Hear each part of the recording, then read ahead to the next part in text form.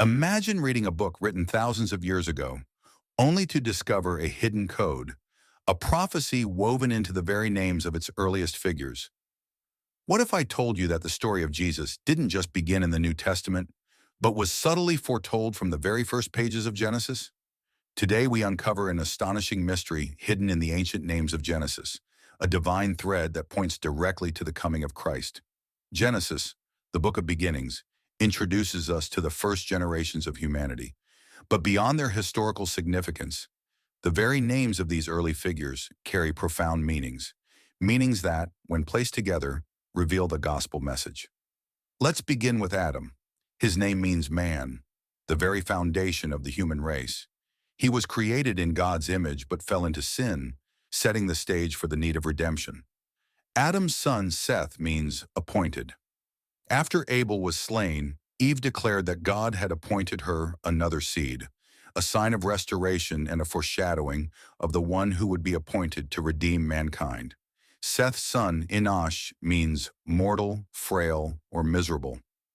This name reflects the state of humanity after the fall, a life filled with suffering and the certainty of death.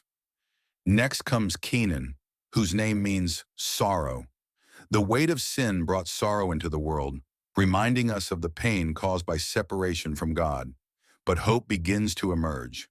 Mahalalel, the next in line, means the blessed God. A sudden shift in the pattern. After sorrow, a divine blessing appears. Could this be the first whisper of redemption? Mahalalel's son, Jared, means shall come down.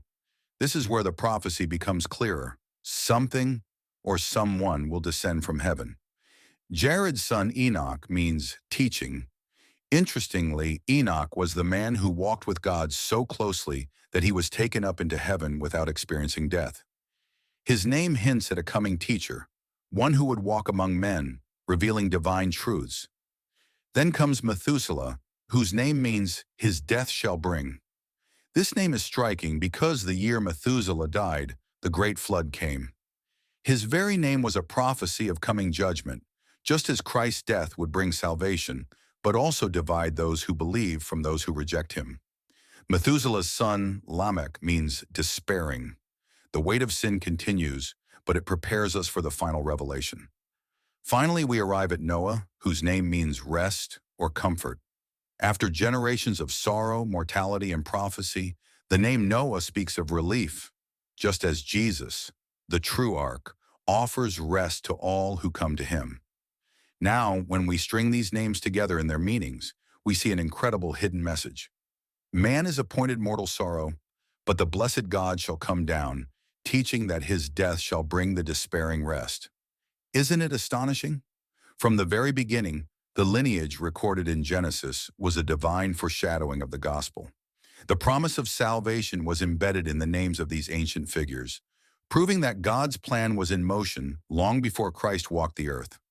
The Bible is not just a book of history, it's a masterpiece of divine authorship, filled with mysteries waiting to be uncovered.